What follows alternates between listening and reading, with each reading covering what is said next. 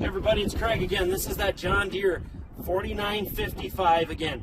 3,700 hours, low hours, 2-owner machine. First owner used this as a planting rig and a planting rig only. The second owner bought it in 2005. You'll see some marks here on the side rails. All that is from the nursing tanks that the first owner used when he was planting with it. At 1,800 hours is when the second owner bought this machine. It never had a loader on it. Only thing it was ever used for was tillage. As you can see, got the big set of duals on the back.